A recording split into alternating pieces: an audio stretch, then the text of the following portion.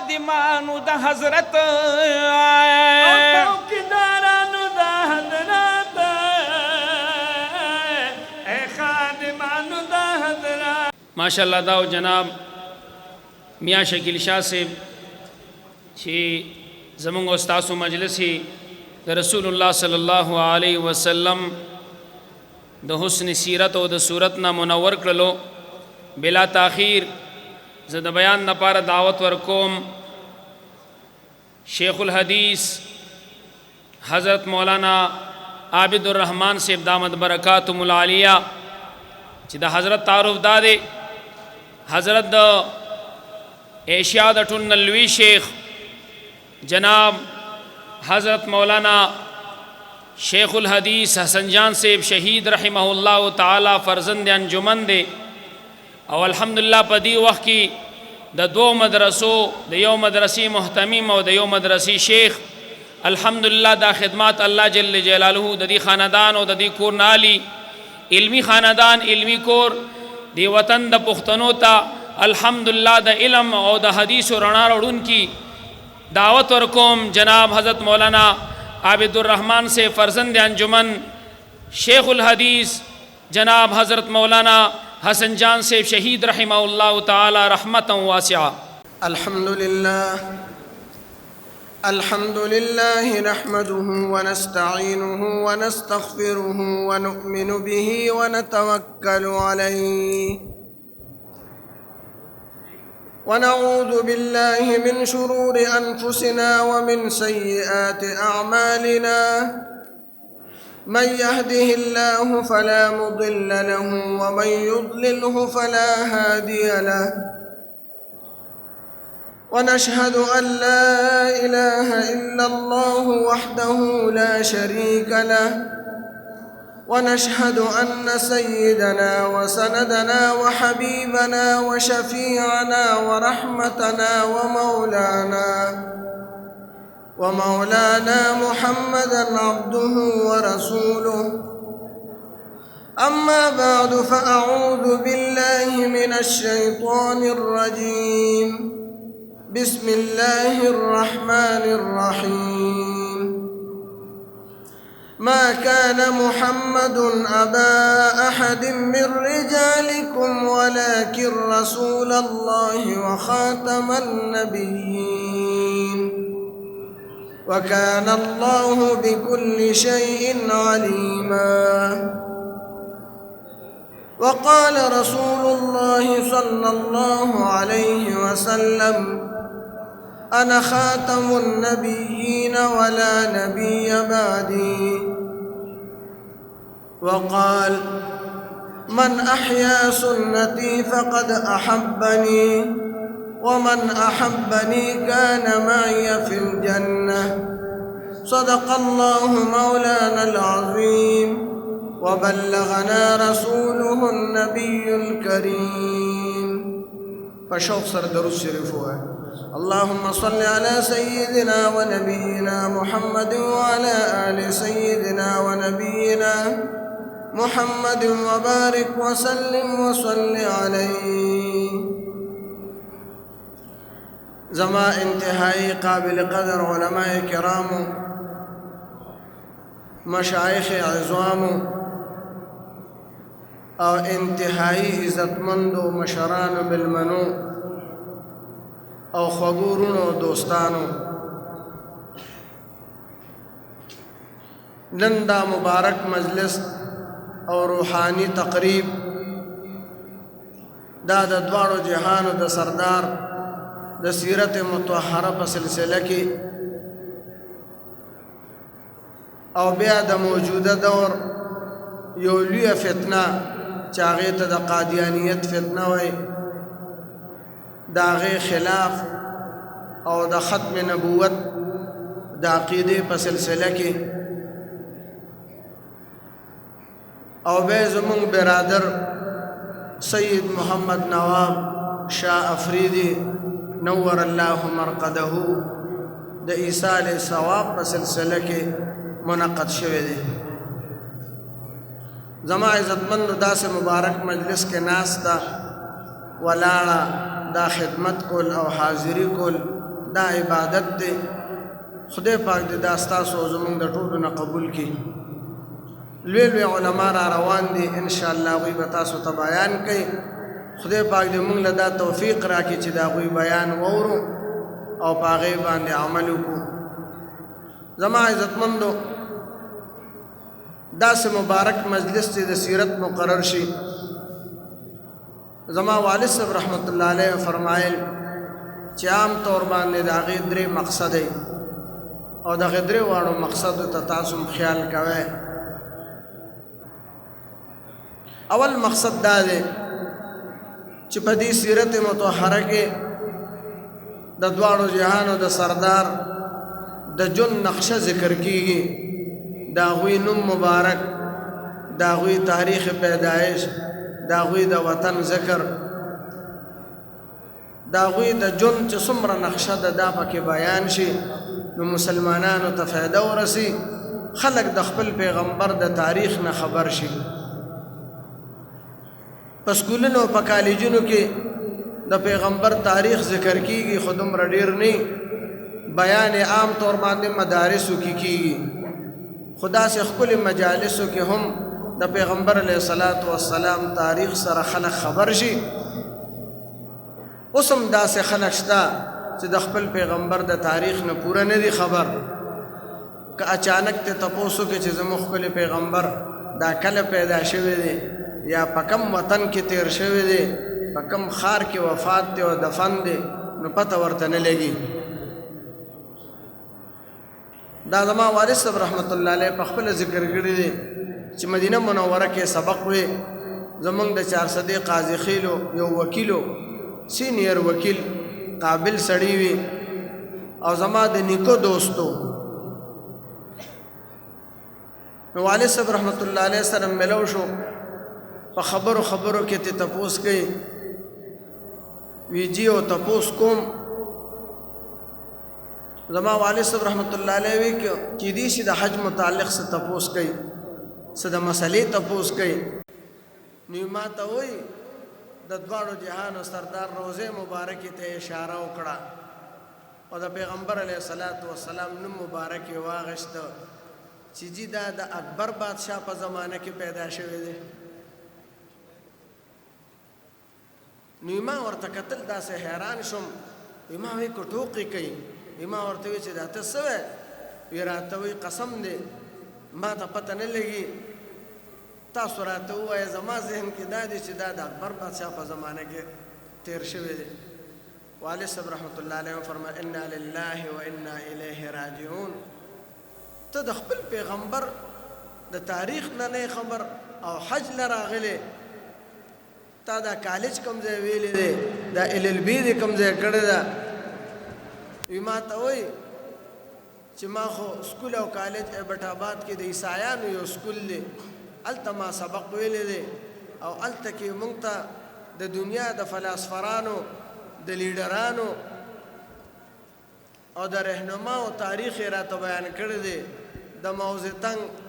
او دارنګې د چرچل او د ډیګال او د کارل مارکس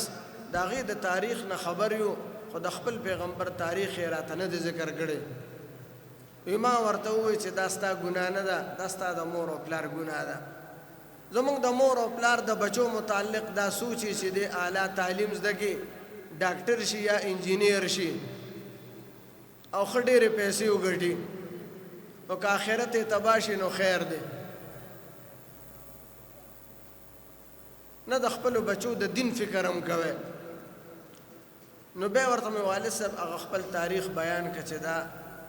څوک دی او کوم ځای پیدا شوی دی اکبر بادشاه خو د نبی علیه الصلاۃ والسلام نه تقریبا څه کم زر کاله پس راغلی دی یو پیغمبر د امتی په زمانه کې راځي نو دا زمونږ د سینیر وکیل حل دی چې د خپل پیغمبر د تاریخ نه نه خبر نو عام خلک چې د هغوی د دین سره تعلق نه هغه به څه خبر شي د دې سیرت د جلسو اول مقصد دا دی دویم چې د خپل پیغمبر تاریخ او د هغه د کارنامو او د هغه د معجزاتو نه خبر شي چې هغوی څومره جهادونه کړي دي څومره قربانۍ ورکړي دي څومره تکلیفونه برداشت کړي دي خپل امت دپاره څومره دعاګانې کړي دي په احادیثو کې تقریبا د 15,000 پورې دعاګانې زمونږ د ښکلي پیغمبر علیه السلام نه راغلي دي. نو د داسې لوی پیغمبر کارنامې چې بیان شي نو د خلکو ورسره محبت هم پیدا شي او د پیغمبر سره محبت دا د کامل ایمان نښه ده چې د چا په زړه کې د پیغمبر سره مینه کمی نو د هغه ایمان نیمګړي. دا زموږ ښکلی پیغمبر په خپله فرمایي لا يؤمن احدكم حتى اكون احب اليه من والده وولده والناس اجمعين. تاسو کې کامل مؤمن او مسلمان هغه وخت پورې څوک نشي جوړېدی چې کومې پورې د هغه په زړه کې ما سره محبت د خپل پلار نه د خپل زوی نه او د ټولو خلکو نه زیات شوي ني. زمونږ او ستاسو محبت د خپلو لیډرانو سره دی نو د هغوی خلاف خبره موږ نشو برداشت کولی. د هغه د خلاف پارټۍ خبرې له جواب ورکو نو چې سړي د خپل پیغمبر سره محبت پیدا شي دی بیا د نورو خلکو خبرو ته نه ګوري، دی بیا د خلکو نقل نه کوي، دی بیا د خپل پیغمبر تعلیمات او د هغه د ژوند نقشه ورله خوند ورکوي. د دواړو جهانو سردار فرمایي چې چا ما سره محبت وي نو هغه به ما سره په جنت کې. دا څومره لویه خوشخبري ده. نو داسې یو مسلمان دا ویلی شي چې زما د خپل پیغمبر سره مینه نشته. زمونږ او ستاسو الحمدلله د خپل پیغمبر سره د خپل مور پلار نه زیات د خپل اولاد نه زیات محبت دی او خدای پاک دې د هغه سره یو ځایوالی په جنت کې نصیب کړي. زمونږ د بعضو خلکو د محبت او د عشق پړي نورو خلکو سره تړلي. زما والد صاحب رحمت الله علیه په دې سلسله کې یو واقعه ذکر کوله. تاسو کې دي شي اورېدلي مې د مجنون او د لیلا. د مجنون د لیلا سره محبت و. دا یو توره ښځه وه تېره شوې د تابعینو په دور کې. شپه نه وه ګډبنه وه تکه توره د مجنون ورسره مینه وه. نو ده ته چې هغې دومره توره ښځه ده او ستا داسې خوښه ده چې بل سره ته نه ښکاري. ده ورته زما په سترګو ورته وګورئ تاسو ته پته ولګي چې په دنیا کې د دې نه خشته څوک نشته. یو ځل ده ته پته لګېدلې وه چې دا لیلا چېرته راغلې ده یو ګودر ته. دی ور روان دی په اوښه باندې سور او هغه اوښه یې لنګه وه بچی یې شو. د دې اوښې د خپلو بچو سره ډېره مینه او دی په هغې اوښې باندې سور دی او د لیلا کلي طرف ته روان دی. چې لږ مزل یې وکړه د هغې لیلا په سوچ او په فکر کې لاړه نو د اوښې هغه جلب او مهار سس شو. نو اوښه هغه خپل بچي پسې بیا واپس راتاو شوه. دی چې لږ په خود کې شو چې ویې کتل دی بیا خپل کلي ته واپس راغلی دی. دا هغه د اوښې جلب بیا ته وکړه د لیلا طرف ته. بیا روان شو چې لږ مزل یې وکړه بیا د لیلا عشق پې غالب شو. د هغې په سوچ کې لاړ. بیا هغه اوښه چې پېښ شوه چې زما مالک خو جوړې وده شوی دی بیا هغه خپل بچي طرف ته راتاو شوه. یو 3-4 ځله داسې وشو. نو دې مجنون د دې اوښې نه راټوپ کړې او وی زما او د دې اوښې نه کېږي. د دې اوښې معشوقه شاته ده او زما معشوقه مخکې ده. او یو شعر یې ووی په عربۍ کې هوا ناقتي خلفي وقدامي الهوا فإني وإياها لمختلفان. زما معشوقه مخکې ده او د اوښې معشوقه مې رستو ده نو زما او د دې نه کېږي. دا یاد ساتئ زمونږ او ستاسو معشوقه جناب محمد رسول الله صلی الله علیه وسلم په مدینه منوره کې تشریف فرما دی او د دې نورو خلکو د دنیا د خلکو معشوقې د چا په امریکا کې دي او د چا په لندن کې دي. په دې وجه زمونږ او د دوی جوړ نه راځي. دریم د دې داسې جلسو مقصد دا دی چې د دواړو جهانو سردار په تعلیماتو باندې عمل ورته آسان شي. چې سړي چا سره محبت وي نو د هغه د ژوند هر یو څیز خوند ورکوي. د له ګیره خوند ورکوي، پټکې خوند ورکوي، لمونځ خوند ورکوي، عبادت ورله خوند ورکوي، د هغه په سنتو باندې تلل خوند ورکوي. او چې محبت یې ورسره نه وي نو بیا د هغه طریقه هم نه خپلوي. یو صحابي دی د هغه نوم دی عبید ابن خالد. یو ځل په لاره روان دی مدینه منوره کې. نو لنګ یې اچولو د خپو نه یې لنګ لاندې شو د ګیټو نه ډېر زیات. په ځمکه باندې راښکې شو د شان ورته یو کس آواز کوي ارفع ازارک فانه ابقى واتقى دا لنګ دی اوچت کا دې سره به دا بچم پاتې شي د ګندګۍ نه او وخت پم ډېر واخلي یعنې زر به خیرن نشي زر به ونشلیږي روس به نشي او د تقوا کارم دی نو دې صحابي چې شاته وکتل دی وی فاذا هو رسول الله صلی الله علیه وسلم دا خو زموږ ښکلی پیغمبر دی دی ورته وی صاحب دا خو بیکاره کپړه ده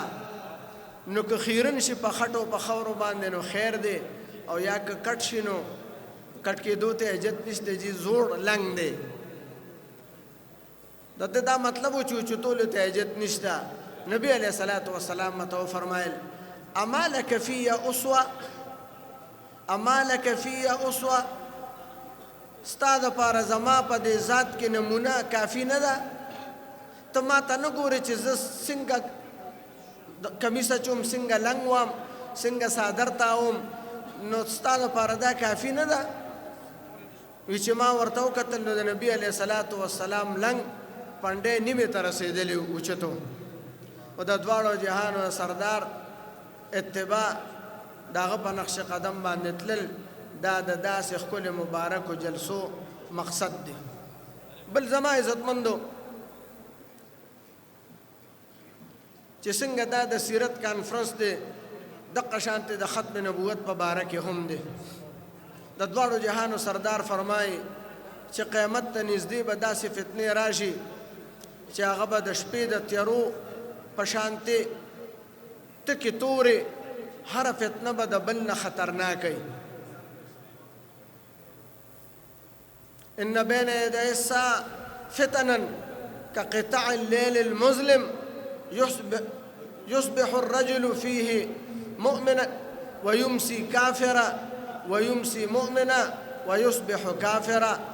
نبی علیہ الصلوۃ والسلام فرمایي داسې فتنې به راشي لکه د شپې د تیارو په شان چې د سارې به سړی مسلمان وي چې ماښام کېږي نو کافر شوی وي او ماښام به مسلمان وي چې سار کېږي نو دی به کافر وي حالات به بدلیږي یو ټیم کې به پکې دیانت او امانت او نیکي وي او ګنټه پس به بدل وي خیانت او بدعملي به پکې وي په یو ټیم کې به په سنت عمل کوي لږ ساعت پسې ګوري په بدعاتو کې مبتلا وي په یو ټیم کې به د توحید خبرې کوي په بل ټیم کې به په شرک کې مبتلا وي حالات په دومره زر بدلیږي را بدلیږي د داسې فتنو نه بچ کېدو دپاره داسې مجالسو ته د علماو ذهنو ته جماعتونو ته تلل پکار دي چې دې فتنو نه سړی بچ شي نبی علیه الصلاة والسلام فرمایي الشیطان ذئب الانسان دا شیطان د انسان دپاره داسې دی لکه لیوه شرمخ چې د ګډو بیزو دپاره ستاسو که خیالي کومې ګډې بیزې چې ځان لشي د ګډبه د سترګو نه پناه شي د ګروپ نه جدا شي نو کله پې ګیدړ حمله وکړي کله پې سپي حمله وکړي کله پې لیوه حمله وکړي او چې هغه په رمه کې ګرځي د شپونکي او د ګډبه په نظر کې وي نو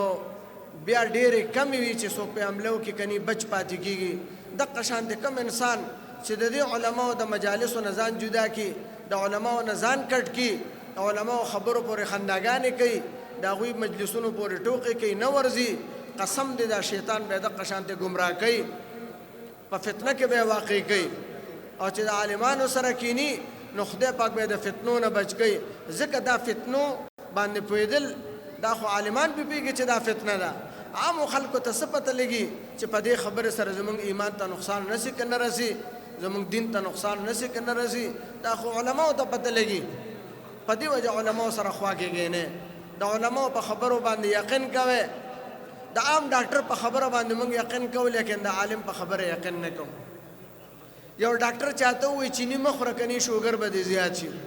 د کولیسټرول ټسټ ولو کې نو ورته وایي غوړي به نه استعمالوې مالګه به نه استعمالوې د یو ډاکټر په خوله باندې غوړي بند کړي چینی بند کړي مالګه بند کړي خپل جون پیکه کړي لیکن که عالم ورته وایي چې ګورې هلکه ځان د امتیازو د ساس کې نه ساته په قبر کې په دې عذاب ملاويږي چغلی مکه وکني په دې باندې په قبر کې عذاب ملاويږي دروغ مو وای کني عذاب ملاويږي نو دی پورې خنداګانې کوي د ډاکټرانو خبره ورته ټیک ښکاري د عالمانو خبره ورته غب شپ ښکاري دا چونکې د غیب خبرې دي یو ځل زما والد صاحب رحمت الله علیه د عذاب قبر بیان وکړه د قبر د عذاب ذکر وکړه په قبر کې عذاب هم ملاويږي او ثواب هم ملاويږي د نیکو اعمالو ثواب ملاويږي په حدیثو کې ذکر دی نو بلې جمعه کې چا چټ ورکړه وی صاحب مونږ خو چېرته په قبر کې عذاب ونه لیده اکثر دا زاړه قبرونه یې سوري شوي نو مونږ خو پکې ګورو عذاب پکې نه والد صاحب رحمت الله علیه مې ورته جواب ورکړ وی صبر وکړه ته خو لا نه ورغلې ته خو لا دلته که نه جم دی دا چې کله قبر ته ورشې نو تا ته پته ولګي دا خدای پاک پټ ساتلی دی دا خدای پاک نه ښیي کني بیا خو ایمان بالغیب نه پاتې کېږي نو زما عزتمندو نبی علیه الصلاة والسلام د فتنو نه خلق منې کړي دي داسې خطرناکې فتنې چې د انسان ایمان ختموي د ټولو نه لوی دولت چې موږ له خدای پاک راکړی دی دا د ایمان دولت دی او چې خدای مکه دا رانه لاړه نو که ټوله دنیا موږ سرې وي بادشاهي را سرې وي مال و دولت را سرې وي بنګلې او عهدې را سرې وي خالی لاس یو او چې ایمان را سره پاتې وي نو که اس را سره نه نو انشاءالله په لاس کې هر څه شته مولانا اشرف علي تانوي صاحب د یو بزرګ خبره ذکر کړې ده یو ښار ته ته په هغه ښار کې د یو کافر بادشاه حکومت و پخوا واړو واړو حکومتونو بادشاه کافر و د هغه نه باز تښتېدلو نو اعلان یې کړو چې د دې ښار دروازې بندې کې د بادشاه نه باز تښتېدلی دی چې هغه بار ونځي دومره قمقل چې باز خو په دروازو باندې نه دي هغه خو الوځي دا بزرګ چې د ښار ته ور ورسېده دروازې بندې دي څوکیدارانو ته وي دا ګېټونه مو ولې بند کړي دي او ورته وي زموږ د بادشاه نه باز تښتېدلی دی الوتې دی او دا د هغه حکم دی چې دروازې بندې کړي چې باز ونه ځي نو دا بادشاه وایي دومره بې وقوفه دا بزرګ دومره بې وقوفه بادشاه باز هم چېرته په دروازه باندې ځي باز خو الوځي او زړه کې وایي یا الله دومره قمقل انسان نه د بادشاهي ورکړې ده چې دی په دې هم نه پوهېږي چې باز په دروازه ځي که الوځي که دا بادشاهي د ماله را کړې وه نو ښه به وه هسې زړه کې تیر شو خدای پاک ورته په زړه کې القا وکړه ورته وایي ټیک ته دا بادشاهي به تاله درکم خدا چې کوم نعمت د ایمان او د معرفت د باری تعالی مې درکړې دا به درنه واخلم ایمان به درنه واخلم او بادشاهي به درکم دله خو ما بادشاهي ورکړې ده خو ایمان مې نه دی ورکړی یاره چې دی زړه کې څنګه رالل بس ویرېده ورپېده توبې وویسته چې نه یا الله دا بادشاهي مې نه ده پکار د ایمان دا دولت او دا نعمت مې برقراره ساتې قسم دی دا خو د ایمان نعمت دی عام نعمتونه چې موږ له خدای پاک را کړي دي دا لاسونه خپې او پوزې او سترګې را کړي دي دا به څوک په بادشاهي باندې ورکي که څوک چاته ووایي چې دا ژبه به دنه پرېږدو او د امریکې صدر به دې کو نو څوک به پرې راضي شي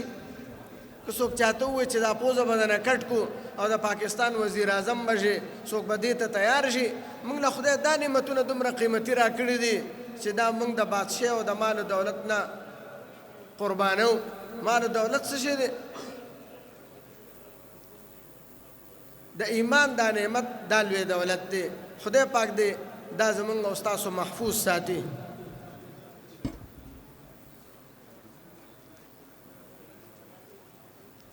په دې ټولو فتنو کې خطرناکه فتنه د قادیانیت ده چې دا زمونږ ایمان ختموي زمونږ عام خلک په دې دوکه کېږي نبی علیه الصلاة والسلام فرمایي چې زه خاتم النبیین یم زما نه پس به بل پیغمبر او رسول نه دا داسې عقیده ده لکه څنګه چې موږ د توحید عقیده لرو چې موږ څنګه د خدای د یووالي عقیده فرض ګڼو د رسول الله مبارک د پیغمبري عقیده فرض ګڼو د قیامت عقیده فرض ګڼو دقه شانتې دا عقیده چې نبی علیه الصلاة والسلام اخیری پیغمبر دی او د هغه نه پس بل پیغمبر او رسول نشته دقه شانتې دام فرض دی او دام ضروري دی د دې خلاف صحابه جهادونه کړي دي نبی علیہ الصلوۃ والسلام د دې فتنې نه خلک یرولی دي نو تاسو به د دې فتنې نه په خپل ځان ساتئ او خپل بال بچ پم د دې فتنې نه لرې ساتئ چې خدای مکه ګمراه نه شي دا فرقه خلک په دوکه کې اچي ځان ته مسلمان وای حالانکه دا د کافر نه زیات بدتر دي یو یهودي او مشرک او سیک او هندو سړی نشي دوکه کولی ځکه چې هغه هندو وي لیکن دې د مسلمان په جامه کې خلک دوکه کوي ځان ته مسلمان وای اخیری خبره کوم امام وارث صاحب رحمت الله علیه چې مدینه منوره کې سبق وي یو مرګري و د افریقې طالب علم نو افریقا کې اول د قادیانان التم تلو دا د سن 62 خبره ده او قادیانانو باندې د کفر چې په اسمبلی کې بل پاس شوی دی او قانون دا په سن 74 کې نو هغه وخت کې دوی لا کافر په اسمبلی کې نو شوی د افریقې نه چې واپس هغه طالب علم راغی او قرآن مجید ورسره د اردو ترجمه والا نو والد صاحب له مې ورکو چې والد صاحب مې وکتو نو هغه د ربوي چاپو ربوه د چینوک سره زیاده قادیانان چې قادیان نه رالل نو د ربوه کې اوسېدل نو والد صاحب موته چې دا خو د قادیانانو ترجمه ده دا ولې ګوري هغوی وی چې مونږ خو نه پیژنو هغوی خو ځان ته مسلمانان وي په جومات باندې لیکلي لا اله الا الله احمد رسول الله نو احمد خو د پیغمبر نوم دی لیکن دوی پیغمبر نه مراد کو دوی ته غلام محمد قادیانی غشته نو والد صاحب به دا غینه منکه چې ګوري دا د دوی ترجمه دی غلطه دوی پکې د خپل مذهب پرچار کوي ځان ته پیغمبر وای خپل خزو ته امهات المؤمنین وای او زمون پیغمبرانو ته کنزل کوي زمون مسلمانانو ته کنزل کوي ځان له ملائکه ساتلی دي زمات به ملائکه دي دا غینوم دي ټیچی او ما ته وحی وروړي دا د دوی د کفر عقاید دي الله پاک دې موږ او تاسو سره د بال بچو ساتي داسې خطرناکو فتنو نه خدای پاک دې د دې جلسې دا چې څومره ثوابونه دي خدای پاک دې زموږ برادر سید نواب شاه افریدي صاحب ته ورسي د آیات سره ایثار ثواب کې زموږ د اهل سنت والجماعت دا عقیده ده چې مال صدقه خیرات دعاګانې دا ټولې رسی او یو صحابي دي سعد ابن عباده صاحب نبی علیه الصلاۃ والسلام ته درخواست کوي زما والده وفات شوې ده اچانک او داسې وصیت موقع ورته ملو نه شوه که موقع ورته ملو شوی نو ډېر خیرات پې کړو نو زه د هغې د طرف نه خیرات کولی شم یا بالکل کولی شي نو یو لوی باغ یې د خپلې والدې دپاره خیرات کړه نو دا دلته چې کوم دا پروګرام دی دا هم د هغوی د ایثار ثواب دپاره دی او چې کوم خوراک او څښاک دی دا هم د هغوی ایثار ثواب دپاره دی خدای پاک دې دا ثوابونه د هغوی ارواحو ته ورسوي واخر دعوانا ان الحمد لله رب العالمین حضرت مولانا عبد الرحمن صاحب دامت برکاتهم العالیہ فرزند انجمن شیخ الحدیث شیخ الطائفہ جناب حضرت مولانا شیخ حسن جان صاحب شهید رحمه الله تعالی چې ډېر د نصیحت نه ډکې پر نورا مجلس زموږ ستاسو سره وکړلو الله جل جلاله دې موږ ته په عمل کول توفیق را نصیب کړي مجلس نے یو گزارش ته انشاءاللہ چونکہ داسی نورانی مجالس ډېر کم ملاویږي نن سبا د مصروفیت دور دی او د مصروفیت په دور کې څوک قال الله او قال الرسول اورېدلو ته اوزګار نه دي داسې مجالس ډېر په مشکله ملاویږي نو په دغه بنیاد دلته د آخرت په بنیاد باندې سرمایه تقسیمیږي نو انشاءالله د دې مشرانو د خبرې ځان سره په سینو کې محفوظ کو او د خپل زندګۍ د بدلولو اراده انشاءالله وکړو د نعتیه کلام دپاره دعوت ورکوم جناب قاری عامر اسدی صاحب ته چې هغوی مایک ته تشریف راوړي او نعتیه کلام وړاندې کړي جناب عامر اسدی صاحب اعوذ باللہ من الشیطان الرجیم بسم اللہ الرحمن الرحیم وما ارسلناک الا رحمتا للعالمین صدق اللہ العظیم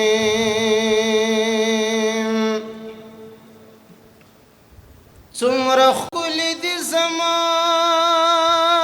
د جانان سترګې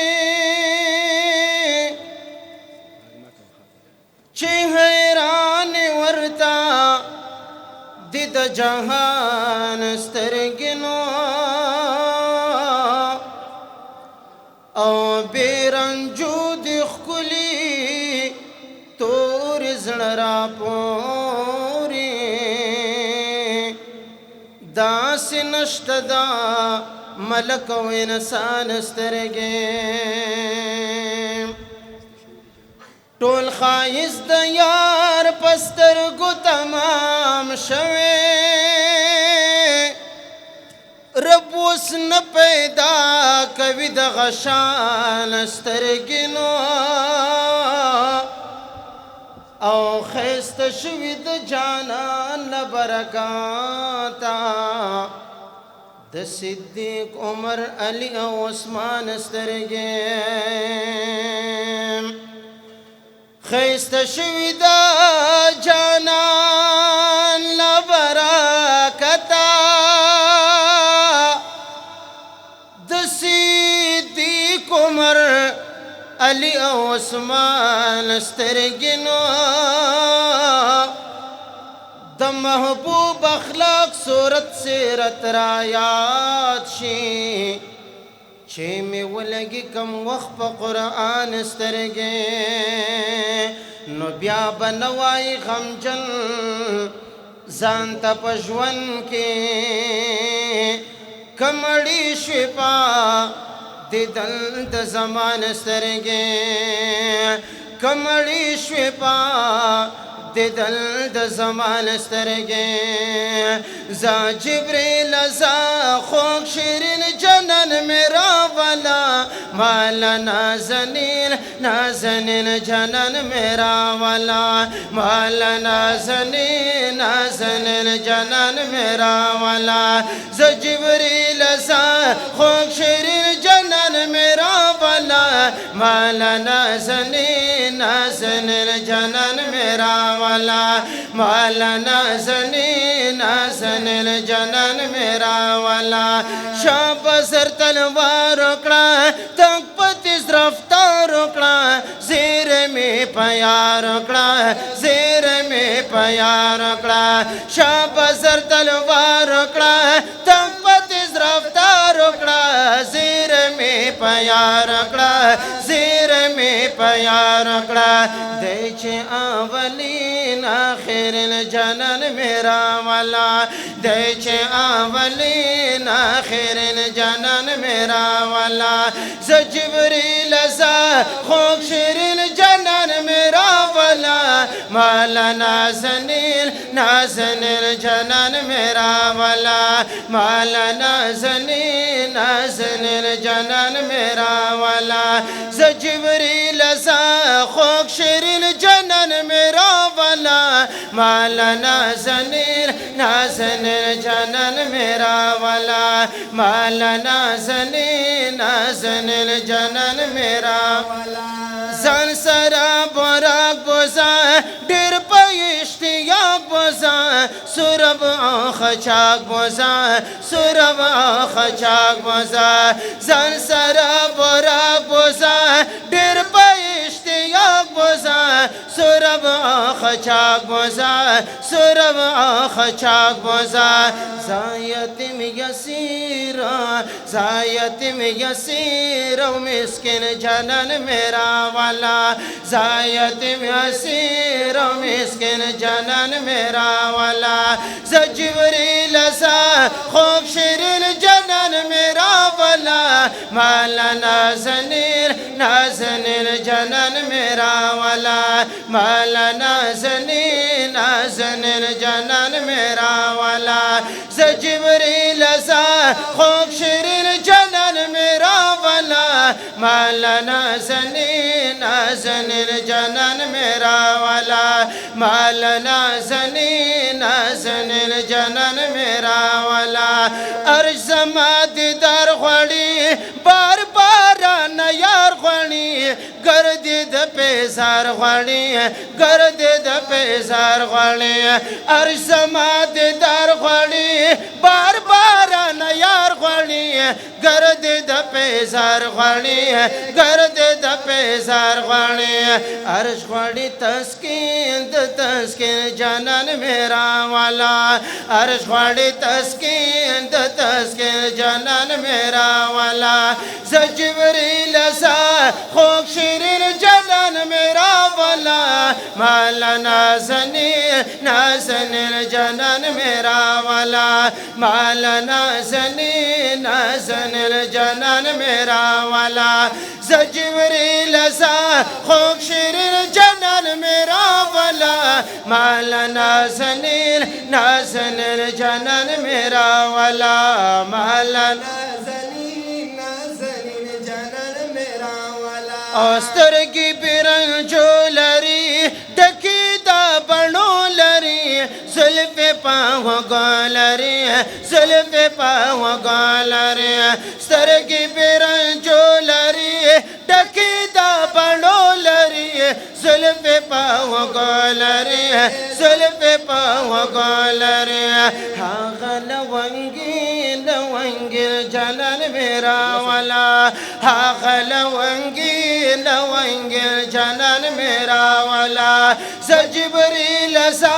خوږ شیرین جانان میرا والا مالا نازنین جانان میرا والا مالا نازنین جانان میرا والا ز جبریل سا خوږ شیرین جانان میرا والا مالا نازنین جانان میرا والا مالا نازنین جانان میرا والا دې د ګل پشان داسي رب ورکړې شان داسي وای شمس رحمان داسي وای شمس رحمان داسي دې د ګل پشان داسي رب ورکړې شان داسي وای شمس رحمان داسي وای شمس رحمان داسي هغه انبرین جانان میرا والا هغه انبرین جانان میرا والا ز جبریل سا خوږ شیرین جانان میرا والا مالا نازنین جانان میرا والا مالا نازنین جانان میرا والا تو نبیانو کی بالا او نام ورده سانی نلری زما داسی دل برده د حضور د پاک منیلا خاطرہ د حبشو تور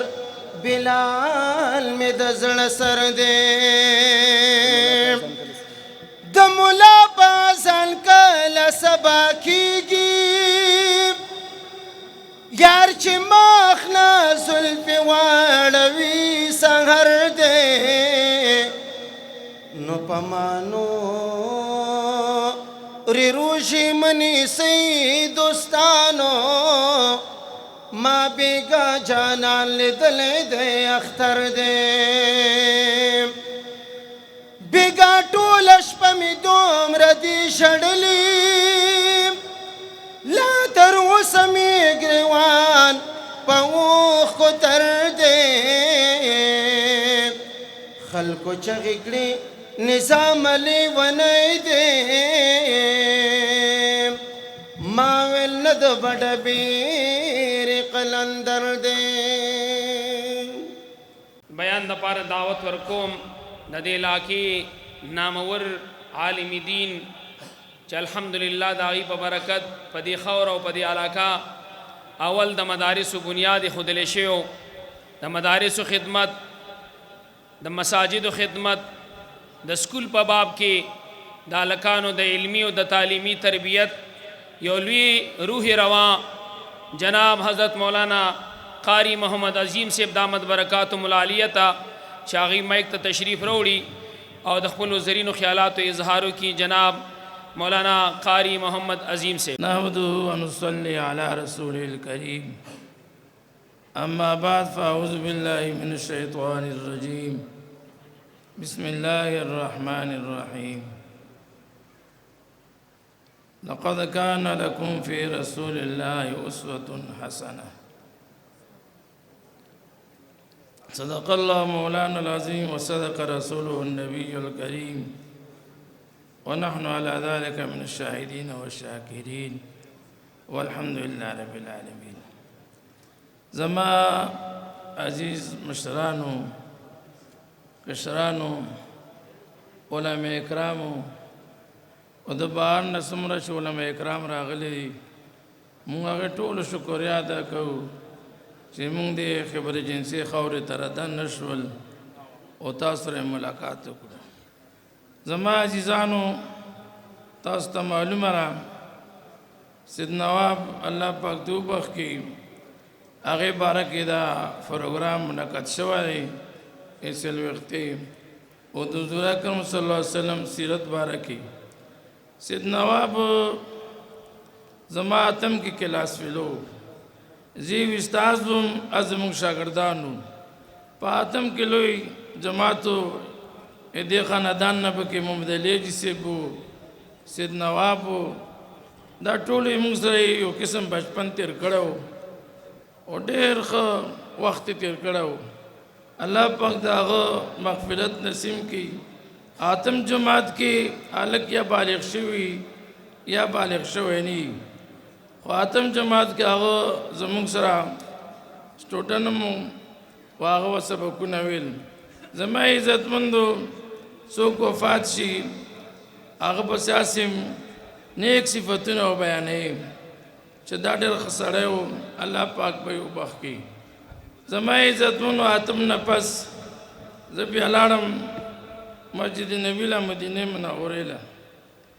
هغې کې مې څلور میاشتې تېرې کړې. ندخوانانو تاسو ته صفتونه بیان کړل د حضور اکرم صلی الله علیه وسلم. څوک چې مدینه منوره کې وخت تیر کړي او د مدینې منورې نه واپس راشي، هغې له ګوره بیا ژوند خوند نه ورکوي، ډېر زیات مشکل دی. د حضور اکرم صلی الله علیه وسلم سیرت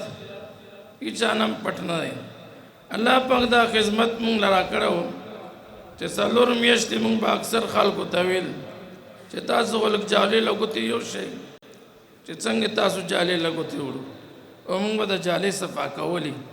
دا پړک په همدې وښکو. نو زما عزتمنو د هغې کوم انوارات، کوم برکات، کوم فیضات دا چې موږ په سترګو څلور میاشتې لیدلي بس الله ته معلوم دي. نو دغه رنګې دا سبق موږ ته راکوي چې دنیا فانی ده او پاتې به شي. مونږ بچی وکتل دا به مکسر ویل چې دواړو جهان سردار دي دنیا نه تللی، مونږ به څنګه نځو، خامخا به ځو. نو چې یو ځلې تاسو دا نعتونه وایي د دې پاره وایي چې زمونږ وایي تاسو د زړه نه د دنیا محبت ووځي او د حضور اکرم صلی الله علیه وسلم سره زمونږ یو محبت یو واسطه جوړه شي او دا لیکيږي چې تربیت ښې طریقې سره وشي. 1982 کې ګجروالي کې موږ سبق ویلو او سخي حاجي نوم موږ اورېدلی هم نه و. نو سخي حاجي به ګجروالي له راتلو، یو به ورسره ګلچکي و، حضرت حسین به ورسره و، لنډې کوتل والا. نو دا بیا مدرسه کې ملانځه له راتلل، لمونځ به یې کولو، بیا ورسره موږ ملو شو. 1982 نه موږ دې خاندان سره دې کورنۍ سره یو تعلق و. دې باره کې تاسو ټول ته موږ د گزارش دی چې د حضور اکرم صلی الله علیه وسلم د درود شریف اهتمام ډېر کوئ. څومره تاسو درود شریف ویلی شو چا درود وایي. الله پاک دې چې کوم دی ډېر وخت نه اخلم، علما ډېر ناست دي، سره دومره ته وایم چې څومره هم تاسو کولی شئ. مسجد نبی کې چې څوک وخت تیر کړي هلته خیریاتونه کول، صدقې کول، هر شی ملاوي. دا موږ ته کوم یو سبق راکوي چې تاسو خپل کلو ته لاړ شئ او خپل علاقو ته لاړ شئ، خوار غریب وینئ، هغې سره مدد کول، مسکینانو سره مدد کول، یتیمانو سره مدد کول. دې باره کې دا نکات شوی د سیرت النبی چې موږ د حضور اکرم صلی الله علیه وسلم ژوند په ځان کې راولو، زندگی په ځان کې راولو، آلی به بیا موږ کامیابېږي. نو چې څومره کېدی شي چې موږ درود شریف وایو په اهتمام سره، الله په خامخا حضور اکرم صلی الله علیه وسلم محبت زموږ نصیب کوي. او چې درود شریف اهتمام نه کوي، محبت هم بیا نه نصیبي کېږي. زما عزتمن مشرانو، کشرانو، جوانانو، تاسو اورېدلي چې عثمان غني رضی الله تعالی عنہ چې مسجد کله مدینه منورې ته لاړل، کوه یې واغستو. او چې کوه یې واغستو، کافر به وي چې موږ له به اوبه څنګه راکوي. نو کافر الله مفت به وي، مسلمانان له مفت به وي. عثمان غني رضی الله تعالی عنہ ته خدای پاک دوه ځلې جنت زیره لګلې. یو مدینه منوره کې خدای پاک د جنت زیره لګلې، یو په مکه معظمه کې د جنت زیره ورته لګلې. اوس نن سبا چې موږ کوی وهو او کوی کنو، نو خلکو له درخواستونه ورکوو. که ښه مالدار وو بیا هم درخواست ورکوو چې ماله کوی وه، او دا نه وایي چې د کوی چا ولې عثمان غني رضی الله تعالی عنہ ولې د هغې نه شودي کړي. نو څومره چې تاسو نه کېدی شي چې چا وس وي، چا طاقت وي، خیریات کوي، مشرانو پسې کوي وهي، او داسې نیک کارونه پسې وکړي ایصال ثواب دپاره. چې هغوی اوس دلته عربیان راځي، کوی وهي بوټ پې ولګوي ایصال ثواب دپاره. داسې موږ ته پکار دی چې موږ دا کارونه کوو. زما عزتمندو الله پاک دی شاهجي ګل اسم ډېر خوشحال کړي. ډېر وخت نه د خاندان سره تعلق و. شاهجي ګل د سخی هسې یوه وړه غوندې لارې وه، نو ډېرې ورته به یې وي چې کاري صاحب دا خښتې مختې اورېګونه په کارېږي، هسې وله وړه. بیا حاجي صاحب سره موږ هغه شو، نو 1982-83 و. بیا ماله دوه روسي ایسیګانې واخیستل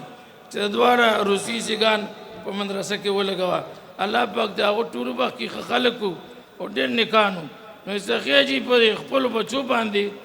دا اثر غورځېدلی چې سخي حاجي هم دا نیک کارونه کول، دو بچي به یې انشاءالله دا نیک کارونه کوي. دغه رنګې زه تاسو ته بیا یو اپیل سوال کوم چې څومره تاسو نه کېدی شي غریبانو خلکو سره همدردي کول، هغې سره مینه محبت ساتل. الله پاک دې شاهجي ګل ایسي وله ډېر عرصه تېر ورکړي. الله پاک په عمر کې هم برکت واچوه، په کاروبار کې هم برکت واچوه. حضور اکرم صلی الله علیه وسلم بدري دعاګانې کولې صحابو ته چې الله په عمر کې برکت واچوي، په مال کې برکت واچوي، په اولاد کې برکت واچوي. چې په دې باندې تفصیل کې لاړ شم، ډېرې اوږدې کیسې یې پکې. نو خدای پاک دې تاسو له په عمر کې په مالونو کې چې څوک راغلي دي ټولو کې برکت واچوي. او رب العالمین دې تاسو ټول خوشحال کړي، چا کاروبارونه بندي الله پاک ته آزاد کړي. او چې څومره هم تاسو کولی شئ د ورځې خامخا 100 ځلې 200 ځلې چې د درود شریف اهتمام کوئ. وصلی الله تعالی علی خیر خلقه محمد وعلى آله واصحابه اجمعین برحمتک یا ارحم الراحمین. مختصر نعتیه کلام نه پارا قاری محمد یعقوب سے دعوت اور کم چراشی مختصر نعتیه کلام وړاندې کی. مدینے والوں سے میرا سلام کہہ دینا، تڑپ رہا ہے تمہارا غلام کہہ دینا. محمد ہمارے بڑی شان والے، محمد کے آنے سے ایمان آیا، اور محمد کے آنے سے قرآن آیا. شاہ مدینہ، شاہ مدینہ، یثرب کے والی، سارے نبی تیرے در کے سوالی. شاہ مدینہ، یا محمد آپ کے جلووں میں وہ ران آئی ہے، دیکھنے پر بھی میری آنکھ تمنا آئی ہے. حق تعالی بھی کریم اور محمد بھی کریم، دو کریموں میں گناہگار کی بن آئی ہے. تو نے جہاں کی महफिल सजाई, तारीकियों में शम्मा जलाई। आप अगर ना होते दुनिया है फानी,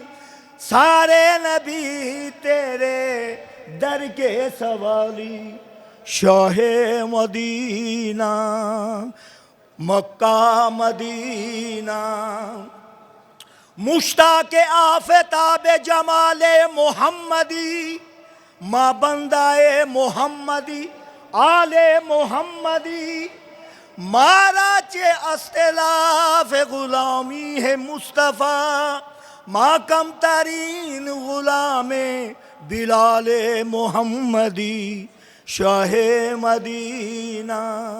शुक्रिया, मेहरबानी। ए खादिमानु द हजरत